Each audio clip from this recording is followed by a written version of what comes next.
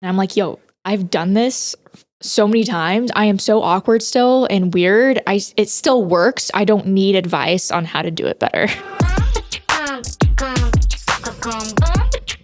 You've shocked me a few times on this podcast. I was expecting... Anyways.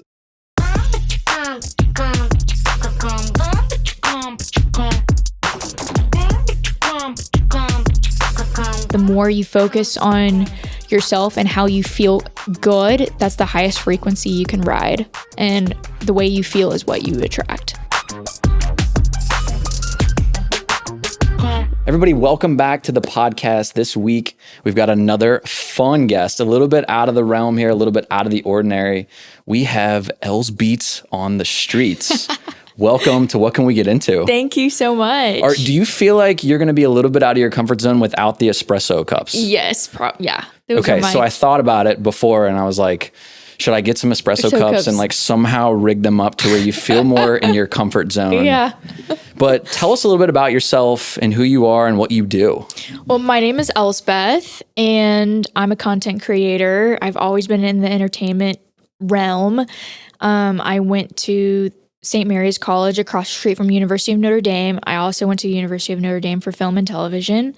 And I went to drama school for a little bit in Scotland. Wow. And I've always been into just interviewing people and entertainment. So the man on the street style that you do is one of the most popular things where you go out and interview people and just like pull people off the streets.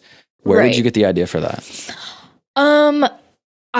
It always gives me a thrill to go up to people and a lot of people can't do it. They have a big fear of just going up to strangers and I don't really. I still have a fear, but I just love doing it. So you recently put out a video where you were like, you were at a park. I don't know where you were. You're at some sort of like table outside and you're like, okay, I'm going to go up to these guys and I'm going to like change my approach. Yeah. So it's fun to see more of the behind the scenes because I think it looks so easy when you're just out there talking to people like, oh, this is easy. But it sounds like it's more your actual like personality off camera too. Yes. Yeah. Okay. And I mean, a couple of those videos, I get comments where I need to be better at approaching. I'm like, yo, I've done this so many times. I am so awkward still and weird. It still works. I don't need advice on how to do it better.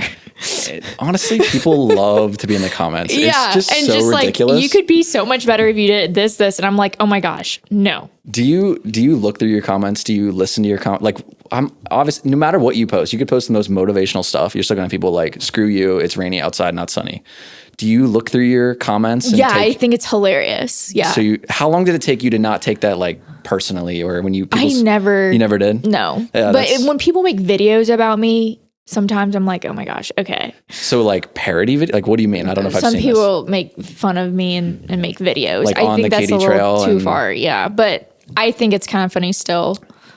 It's flattery is the most, whatever that quote is. People are, obviously you're making a ripple in the social media scene, which is awesome. Mm-hmm. So you said you've always been in journalism and filmmaking. Mm-hmm. Did you go to Notre Dame in Indiana? Yes. In Indiana? University of Notre Dame. Yeah. Awesome. South Bend, Indiana. I took a lot of film classes and philosophy classes there. Awesome. That's where my brother-in-law went. So I've been up there a few times. Oh, amazing. Very cold in the winter or most of the year. So you're from Texas. I'm from Texas. What'd you think of the climate up there? It was ridiculously cold. Yeah. Like -14 sometimes. I still can't believe I went there for 4 years. Are you like every Notre Dame person I've met, like a huge football fan? You want to get married there in one of the churches? Oh, I love it. When you step on campus, it really feels like home. It's weirdly like magical. I don't know how to, but it is magical. The second I went there, I was like, I get the ambiance. People talk about it. There's like a weird aura there it just feels historic and awesome. Yeah. So you went to school there. Mm-hmm. When did you start creating content similar to, or maybe take us even further back? What kind of content have you created in your life? 10 years ago. 10 years ago. I did it at Notre Dame. It was my junior year of college. And I created content on Snapchat. And what kind of went viral in the Notre Dame community was when I went up to strangers and asked them to say happy birthday to a student in our class.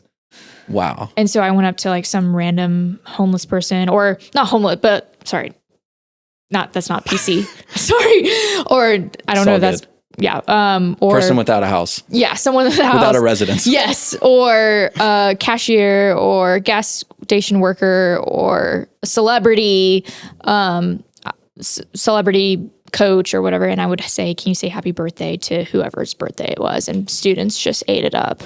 That's awesome. Yeah. So then fast forward, when did you come back to Dallas after school?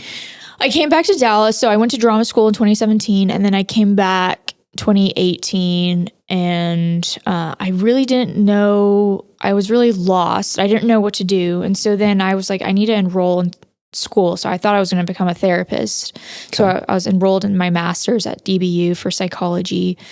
And then I recently switched to communications, getting my master's in communications. Awesome. How do you feel like you use that to the content that you put out? Obviously, you're getting in people's heads. Yes. You're getting them to open up on camera when they're not expecting it. Right. How do you use your psychology background and education to help yourself with this? Honestly, that's a great question. My self-conception about myself is really strong. So I feel like whoever I approach, I'm very secure in myself that I read so much about psychology and spirituality and subconsciousness and stuff like that. So subconscious. And I approach them with certainty in myself. I think that is huge. I don't think a lot of people, I would argue that social media is taking people the opposite way. We hide behind phones and we don't have the confidence. No, we don't. The comparison culture is a real thing and it's strong. And a lot of people are in their own heads and don't realize how powerful they actually are. Do you feel sort of like a matchmaker sometimes? Sometimes. I thought I wanted to be that, but I don't really want to. I just want to interview people and people meet through my online platform. I've watched other content that you've put out recently, and I think the stat is 3 relationships or 3 people. 4 people are talking right now or are in relationships. And then something about like Australia, right? Oh yeah. He's going to Australia to meet this girl that he met on Els Beats. Yeah. That has got to be like, how does that feel? Oh, it's crazy. It's, I love connecting people. It gives me so much joy. So you're like the ultimate wing woman with friends as well, off camera? Off camera as well. Yeah. Like last night, this guy slid into one of my friend's DMs and she was freaking out and I was friends with him. So I just called him and I said, call her right now and ask her for coffee. I said, just call her right now. I think that as a guy, now granted, we were talking before the cameras were rolling. I've been in a relationship for 15 plus years. Watching your content sort of is like, not vicarious living, not like I'm unhappy being married by any means, if my wife is probably not watching this anyways, but it's kind of fun to watch this because I'm like, a lot of the people on there are my age and in this, and I'm like, one, I'm like, thank God I'm married and don't have to deal with this. And 2, it's just crazy to hear some of the stories and like how afraid people are to approach people. And I'm not acting like I would be good at that by any means, but it's interesting to watch that because like there was one that stood out. The guy was with his golden retriever, which definitely kept me watching. By the way, you know what I'm talking about? Yes, Justin. Yeah, that probably got a ton of views for the golden retriever, and the dude was just he's really ripped. Yeah, his veins are popping. But it's crazy to hear someone that's maybe you and I would look at and be like, they're so self-secure. They got the body of like I couldn't look like that if I tried, right? Right. And he's like, oh, I saw some girl out. Her hair was glowing. Like, I don't know why this video stuck out to me. And he was like, I just wouldn't go up to her. Yeah. It was like so interesting because you think that people, when they look like that or they've got it figured out, that they're like, oh, this, they can do anything and they can get anybody. But it's interesting. So when did you start on the Katy Trail doing this sort of format? May 1st. Of this year? Of this year. Oh my gosh. And my first viral video was June 10th. That shows 1, the power of that format. 2, I had no idea. I did some research on you, but I was thinking you'd been doing this for like 2-3 years. No. Wow. Yeah. So, wow, that's so incredible. So, how often are you out there on the Katy Trail, like doing like filming and stuff? When I first started, I was on the Katy Trail every day. Every day. And then now I'm on it just twice a week. Twice a week. Yeah. And do people recognize you out there? Yes. Have you been recognized not on the Katy Trail? Yes. Is that weird? It's weird. It's weird. I'm just like, oh my gosh, my life has changed so much. Is there a reality where this is I assume this is not full time. You're trying to pursue a different career, right? I'm in school full time. You're in school full time. Yeah. So this is sort of a side gig. But I just finished school in December, and then that's exciting. I'm going to go full force with Els Beats in January. Wow. Yeah. Okay.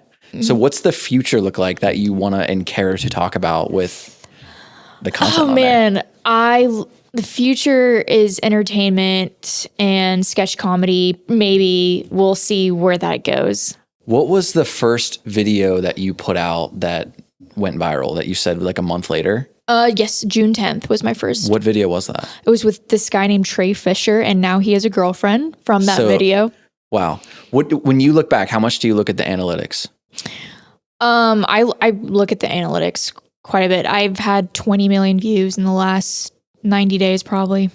So are brands like in your DMs? Like, oh hey, yeah. What brands do you want to partner with? What brands do you partner with? Oh man, I honestly don't. I would love to partner with Sonic. Sonic? Yeah. That's my favorite date spot. I love going to Sonic, getting cherry slush, and driving around. That's my favorite thing. That's old school. Yeah, I love doing that. I like it. Yeah. So I had a bullet point on here and do like a segment of best for first date spots or just best date spots in general. So yours, Sonic. Mine's I also heard on some of the clips that you've done or some of the interviews you've been on that people have asked you out through the videos or on the trail and things like that. Does that happen a lot? It's happened 3 or 4 times. Yeah. So if we switched roles here and we had the espresso cups, like what are you looking for? What is your... I'm looking for someone with confidence and certainty. Okay. And positive vibes. And maybe perhaps foreign. Interesting. Yeah. I'm kind of not into Americans, but... You're done with the American men. My mom's British, so... British. Yeah. Okay. And this person that I'm interested in is foreign. So. Oh, that's kind of fun. Yeah. That's kind of fun. So you're done with American men. I love to hear that. Yeah. So that's great. So when you're on the trail, I'm trying to think about how I segue this. So he's taking you to Sonic, the all-American classic. Yeah. Yeah. You're getting a cherry slush. Yeah. Is this like driving style? Like you just kind of sit there in the line? I like looking at the skyline with a cherry slush and driving around with my hoodie on or something. I like that. Yeah. That's old school. Yeah. How about the second date? Are we getting a little bit more? Second date, written by the seasons. I mean, I hear a popular place is written by the seasons for second or third date. What is that? As a guy from the burbs, what is that? In Dallas, it's a great restaurant. Okay, awesome. Yeah. Are you a foodie or no? I've heard that you're... Okay. I'm not a foodie. Not a foodie. Yeah. That honestly shocks me about you. I don't know why. I don't really know you that well. I'm not really passionate about food. I wish I was, but I'm very... I don't really care. So what are you passionate about if it's not food and interviewing people? I'm passionate about strangers. Art and filmmaking. Sketch comedy and stuff like that and acting. Okay. Yeah. How do you take this into the future? Do you feel like sketch comedy or like a live version of Els Beats on the Streets exist in a figment of your imagination? I would love that. Because I could see it. Yes, a live version. I think that would be... Like, I've already seen some things that I could... And I don't know where these are. I'm not a big comedy goer, but I've seen things before where people are blindfolded on the stage and they're talking about dating stuff and stuff like that. Yeah. But I could see how, I don't know how, but I could see you getting into a sort of live format. Yes. Yeah, for sure. So we talked about your perfect first date. In terms of who you choose to approach on the trail, how do you do that? I mean, I go up to really handsome people people as vibes that I like. How often are they flops? How often do you record something and go that's not making the cut? Not often. Really? Usually everything I record, I post, but I sometimes forget to if I don't upload it, it's nothing personal. Yeah. Usually they go pretty well first take. Because I can imagine, and maybe this isn't the case, but I can imagine you catch someone that's running, they're thinking about something else. You start asking questions, they're like, yes, no, Maybe. I don't know. Oh, like one word answers. And you're kind of like, this doesn't provide great. There's a couple of those. I went to, I won't say where I went, but yeah, I didn't upload them. Have you done this in other cities? I feel like you were just saying, what other cities? Houston and Austin. Interesting. How do you pick the areas? Are you picking areas where it's like the same as Katy Trail? Or Trail, are you yeah. Totally different. Okay. Houston, Ladybird Lake, Houston Memorial Trail and Austin, Ladybird Lake. You mentioned in another video that you interview a lot more guys than girls. Right. Why is that? Men are more comfortable on camera, I feel like. They just don't care. They don't take themselves as seriously. Also, they're shirtless, so they feel pretty good. So there you go. Great thumbnail. Yeah. And then girls are more self-conscious. So they're less likely to open up and kind of tell you the real truth. Yeah. Yeah. I can kind of see that where guys would be like, I don't really care if I air this out, where girls may be more selective on what they tell you. Yeah. How much do you feel like, you mentioned the psychology, I'm interested in the psychology piece of this. I don't know why. Because I've thought about this format and I'm like, how would I take what I do for a living as a chiropractor and do man on the street? And I'm like, I don't know if I have the confidence for that, which is interesting. Because I think a lot of people, like you were saying in the comments, feel like, oh, you could do this better. You could totally do this better. But the psychology piece of this is so intriguing, and the subconscious piece of like dating and attractiveness and things like that is so intriguing. Do you feel like, what % of attractiveness that you see in someone do you think is subconscious versus conscious? Ooh, it's a deep question, I know. It's really a mental game. Yeah. There's a guy in Houston. He's one of my friends. He has an amazing mind. He's so freaking interesting, but he thinks he can't pull 10s because of the way he looks. And I'm like, if you thought you were a 10 and carried yourself as a 10, you would definitely attract 10s. So it's such a mind game and self-conception. Your reality is a reflection of what you tell yourself in your mind. Yeah. Who you are. For sure. I think that people, like we were talking about before, I think the social media thing really has made them less self-confident. Yes. Do you think the dating apps of today's world are a good thing or a bad thing? It depends. I use it as a marketing tool. Yeah. And the more specific you are about yourself, the easier you'll find your match on a dating app. Interesting. Like the more niche you are about what you're looking for. Which ones are, as a married guy, which ones are popular nowadays? Hinge and Raya. Hinge and Raya. And there's a weird thing about Raya, right? You have to like... Yeah, you have to like apply. It's like a celebrity. Do you have to like make a certain amount of money or something? Something. You kind of have to look important or something. I remember when it came out, a lot of my friends live in New York City. And I remember when I feel like it was Raya when it came out, and they were like, "Oh, you got to like make 6 figures." And yeah, am I thinking of the same one? No, yeah, right. It's like a celebrity, high status, whatever dating app. You use them as marketing. Do you use them for your personal dating life? Sometimes, rarely, but I use it to connect with people or recruit people to interview. Recruit people off the dating apps. Yeah, it's hilarious. So I getting the energy from you, you seem a lot more old school with like seeing somebody at a coffee shop, going out, hey, you're attractive, let's go on a date. Right. I'm kind of very organic, kind of gal, and I start as friends, and I'm just very chill. I like it. Yeah. How does the espresso cup, where did that come about? Well, I was inspired to do the show with Chicken Shop Date. I don't know if you heard of Chicken Shop Date with Amelia de Moldenberg. I have not. She inspired me to kind of create this. But when people meet me, I want them to feel a jolt of something. And I was like, an energy drink? No, an espresso, like a shot of something.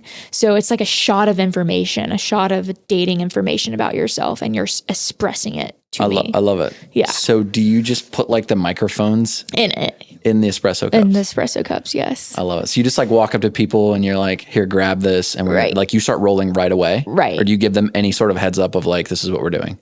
I kind of tell them a little bit and then we go. That's awesome. Yeah. That's kind of how I do my podcast, which sometimes bites me in the ass because I'm like, I don't really know you that well, but it also is kind of fun at the same time because it's spontaneous. Yes, very spontaneous. Yeah. So I bet you'll be like my 15th or 16th guest. Oh, I love it. And always here to. I would bet you that 10 of them were like we met just like you and I. Right. Yeah. Whereas like I don't really know you, but like let's roll a camera and see what happens. Yeah. It's kind of fun. What can we get into?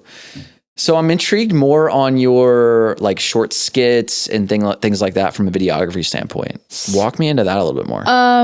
Well, yeah, I haven't really revealed what I'm going to do next, but I love sketch comedy. I love The Office. I love the situational irony. I love observational comedy. I love all that because everyone loves The Office because it looks so real. And so hopefully the guys I've interviewed in the past, some of them agreed to be in some of these sketch comedies that I've been writing. So you've been writing them? Yeah. Awesome. How much experience do you have with, obviously, like, do you edit all your own stuff currently? I do. I just got an editor and my videographer. I could tell it went from like iPhone to something fancier, right? At some point, and I was like, up in the game. I still cannot believe that you've only been doing this like 6 months. Yeah, since May. Insane. Yeah, my life has changed a lot since. What is the most shocking thing that's happened since you've started this? That I've been on probably every news network. That's so. It's so interesting. And you were at something the other night. I was seeing on your stories, like United Way something. Yes, United Way, blue carpet. Yeah. What other things are you like being invited to? And yeah, that was probably one of the biggest events in Dallas. I go to a lot of charity events. But things coming in January, so yeah, it's kind of fun. Mm-hmm. You're into writing. You mentioned like being into The Office and things like that. Right. You're into writing that stuff. How much do you get in the weeds with like directing it and being like post-production and stuff like that? I'm in it. You're in it. I had a little production company when I was in college called L Productions. And I came up with Els Beats when I was 17 as well, because I thought I wanted to be a DJ. And so Els Beats, musical and stuff like that. But yeah, I've always been into film and editing and creating skits ever since I was in college. So give us some details on Els Beats as the DJ. So I was a competitive piano player for 18 years. All right. And I just loved music. And so I would just kind of mess around, and people loved my playlist. I always made playlists for people, but I guess I was just exploring that path, but I never got into it. Yeah, never got into it. So a little I thought I did. I wanted to. It's fun. It's fun. Like curating.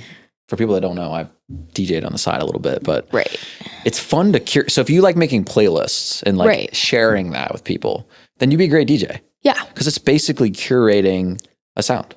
Right. When you go to a party or a wedding, you see the dance floor starting to clear out. You got to figure out, how do I get people back on the dance floor? So it's like a fun little game in my opinion. But I've had on so many guests that DJ on the side, and I was like, how ironic if you actually DJ'd on the side. Like literally a quarter of my 16 guests have been like, yeah, like I have turntables in the back of my office, and I'm like, how is everyone that I bring on like a side DJ? Yeah. Do you think there's a future where Els Beats makes a return as a probably a resident DJ in Dallas? Because being a DJ is hard. It is hard. Yeah. I definitely made it seem simple, but it's not simple. It's hard. It's hard. Yeah. It's hard work. So you're into more of the artsy film stuff. What else? And you're not into food, which still shocks me. Yeah. With that being said, what are your top 5 favorite restaurants in DFW? My top 5, written by the seasons, Toulouse, Dos Mesas, Taverna, and Sonic. That was a curveball. I mean, I should have expected that as number 1. But so you like the Lombardi group because they're Toulouse and Taverna. Yeah. I'm trying to think what else they have. That's down there. And I love Bar Sardine. That's great. Okay. I've never been there before. Yeah. What do you get at Toulouse? And Jack and Harry's. Jack and Harry's, yeah. Yeah. Toulouse, the waffle. The waffle? Yeah, great. I go there for breakfast a lot. I was going to say, I don't think I've ever been there for brunch. Yeah. The waffle. I'm like a French onion soup, steak frites guy from there. But yeah. And then Taverna, what do you get from there? I'm familiar with that one. Pizza. Yeah. They have a great, like their focaccia that they bring out. Oh my gosh. So good. I did a video, my like one and not only video, but one of my early videos when I started doing this in January, just like posting shorts and doing the podcast, is I had my front desk girl like interview me, kind of like fake interview me. Yeah. And I was like, give me 10 restaurants and I'm going to rank them without knowing what's next. So I went on ChatGPT and I said, give me 10 Dallas restaurants. And then it gave me all kinds of stuff that I'd never been to. Right. Oh, I love that. So I kept going on and on and on. And I was like, finally came up with a list. Yeah. Oh, that's great. I got so much hate on this video. People were like, this guy's an idiot. How can he say that Dallas has good food? Has he ever been to Houston, Chicago, New York? How did he put Mi Cocina at number one? So I got a lot of hate. But in my defense, I didn't create the list. And 2, I didn't know what was coming next. Right. Meaning like if I put something at 3, I couldn't use 3 again. So anyways, but that video, it was like the 4th video I put out and it went viral. And I was like, man, why couldn't something like that would be relevant to what I do for a living go viral and not me ranking restaurants in Dallas? Wow, that went viral? Oh yeah. It got like 150 or 200,000. Oh my gosh. Yeah. It went like, I was out in Vegas. So I was out in Vegas for a conference. It was in February. And I'm sitting there at a conference and I look at my phone. I'm in like an hour-long seminar. So I post this video, or I didn't post it. I think I posted it that morning and then I looked at it because I was so new. I was like refreshing, like when is this going to go past 150 views? So I'm in this seminar for an hour. I get out and I get on my TikTok app and it says 99 on the like notifications. And I'm like, oh. What? Something's happening on TikTok. Yeah. So I get on there and it's like nothing but comments like, this guy's a good doctor because he doesn't know food. Wow. This guy thinks salt and pepper is spicy. It was like ridiculous stuff because of the list that I went over. And they were like, has this guy been out of Plano and Frisco? It was honestly comedy, but that's funny. That was like my first taste of virality on social media. But I love that. But yeah. So how I got asking you about that was, what else are you into? Are you into coffee? Are you into, you're into artsy things, but what else makes you tick like outside of all this stuff? Films. So watching films? Watching films. What are your like top films right now? It's kind of controversial. But okay, actually I'm not going to say that film, but Dark Knight is my favorite film ever. And Christopher Nolan. I love Emerald Fennell. I think I said it wrong. She made Saltburn. Okay. Saltburn was a little edgy. Little edgy. I never watched that. It's pretty edgy. But it was cinematically well made. It was very beautiful. Well, how do you feel about White Lotus with its like cinematography? White Lotus is great too. Yeah. But yeah. Getting more into like the cinematography of this, not that this is too crazy with that, but now I'm more, when I watch Netflix stuff and like interviews, I'm like, oh wow, like that's how they do that. Like that's crazy. Do you watch that stuff and get inspiration for the new Frankenstein? I haven't even seen that. I look at the behind the scenes with Netflix of how they made it, and Jacob Elordi, freaking love him. Really? So yeah. That's awesome. So how often do you go out on the trail and people are like, I don't want to talk to you? When in the beginning it was 50%. 50%. Like, and then now that I'm out, I usually get mostly yes. Mostly yes. Yes. So when I honestly started interviewing Man on the Street style September of 2024, I did a different concept. What was I would write poems about people's vibes. So I would just go up to you and be like, hey, I love your vibe. Can I write a poem about you? And then I would ask, what is something you've overcome? So I'd read the poem and then I would say, what is something you've overcome? And I did that in Bishop Arts and it just didn't really take off. I did it for 6 months. I did it from September till May. And then I made an executive decision to change it to dating and change locations. And it just popped. What do you feel like is different from doing the poem style to the dating style? Do you feel like it's much more applicable, more entertaining? Like, it's more entertaining. Okay. Yeah. Because the poem style, people got bored, you know. I mean, I just wrote it really quick. And then I would ask a deep introspective question is what is something you've overcome? And people didn't really care. Yeah. I mean, I can see the style's cool.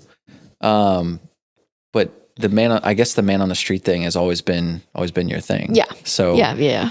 And then in terms of how did you transition to dating being the topic?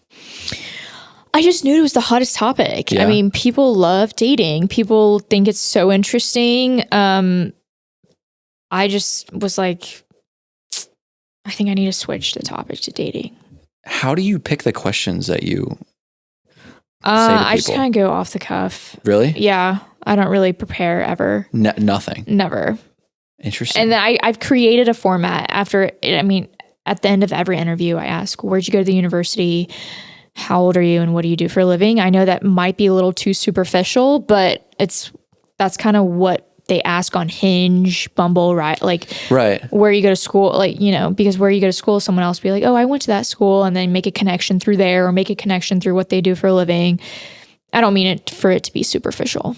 I mean, you're getting like a snapshot of their, like, who they are. You're getting like a video live style of like a Tinder profile. Yeah. I imagine you're pretty good at scoping out wedding rings. You got to probably do that, right? Oh yeah. I always look at not the trying guy's to go hand. up to somebody. Yeah. How often does that happen? Not often, but I do go up to people that already have a girlfriend. And they're like, nope. Or they lie and be like, I don't want to be on it. And they say I have a girlfriend.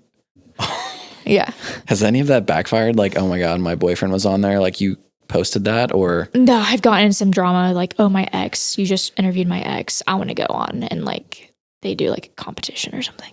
Do you entertain that? Yeah, no, I try not to get in the middle of that. You probably didn't know what you were signing up for when you got into this. No. I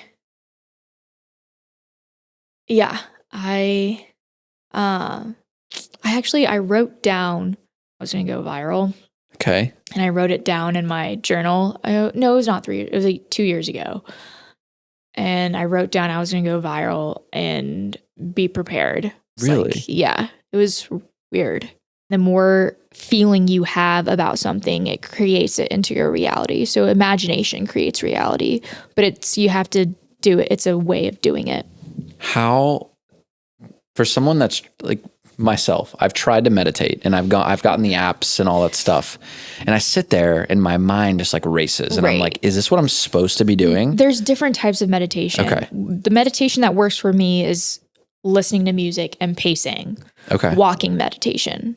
I mean, I do it, and then driving is very relaxing. I put on the music, and while I'm driving, I'm meditating. But even though my eyes are open, good, I'm constantly meditating throughout the day with music.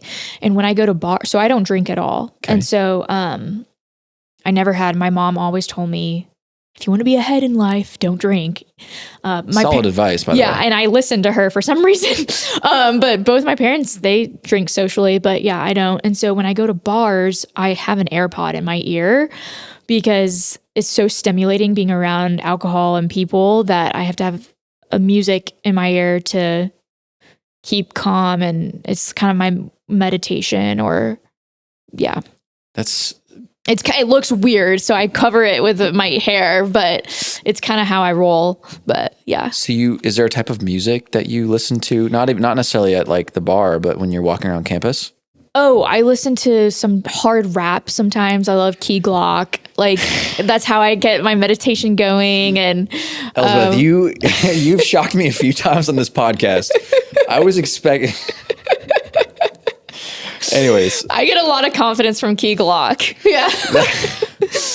You just went from a very serious talking about your spirituality to Key Glock in about 30 seconds. Yes. So I love the ups and downs. Key Glock, Amigos, Future, like the hard rap, Young Dolph.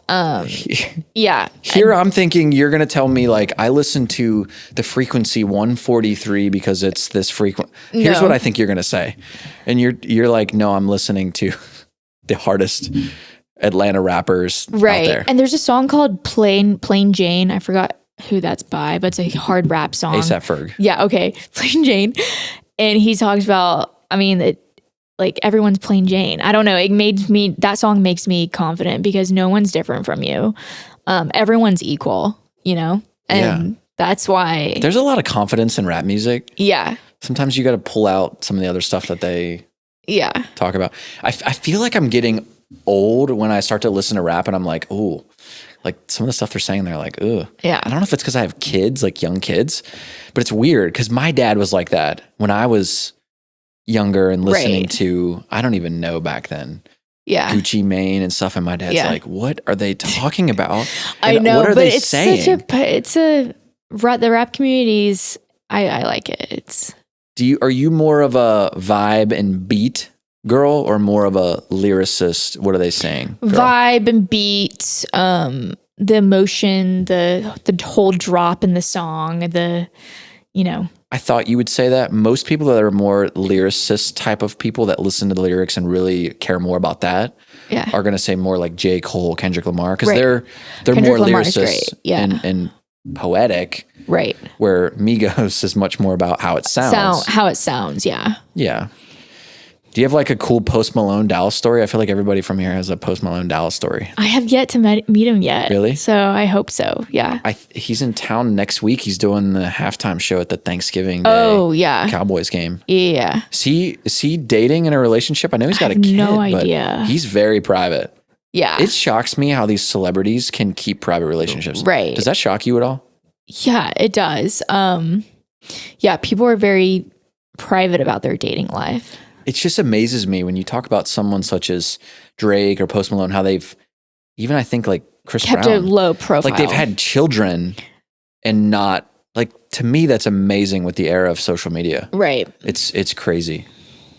Switching gears, what do you feel like most people our age are doing wrong in the dating scene? They don't have enough self-awareness. So, okay. They're not interested in improving themselves psychologically. With